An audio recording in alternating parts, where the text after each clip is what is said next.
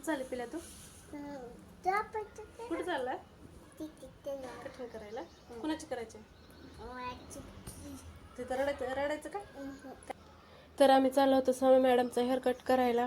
घरून तर इतक्या आनंदाने निघाले होते की मला हेअरकट करायचा वगैरे. आणि तिथे गेल्यानंतर 5 मिनिटाच्या हेअरकटला तिनं 1 तास लावला होता. कारण ती तयारच होत नव्हते केस कट करायला. कारण माझ्या डोळ्यातच जाते, मला टोचते, त्याच मला काय किच होते. तिचे असं नाटकं चालू होते, मी तुला हे देऊ ते देऊ म्हणून तिला कसं तरी तयार केलं. आणि फायनली मॅडमचा हेअरकट झाला होता, पण जास्तीचेच केस कट झाले होते.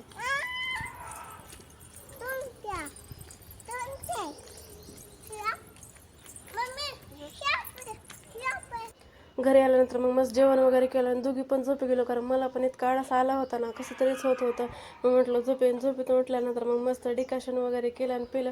पण त्याच्या पप्पांना काय त्याचा हेअरकट आवडलेला नाही. जास्तीच केस कट झाल्यामुळे ते म्हणत होते चांगला नाही झाला. खरं तर त्याचे केस कट करायचे नव्हते, पण तिने डोक्याला काहीच पिना वगैरे काहीच लावू देत नव्हती. सगळे केस डोळ्यात चालू होते, त्याच्यामुळे हेअरकट करावा लागला. पण जास्तच केस कट झाल्यामुळे ती जरा वेगळी दिसत होती.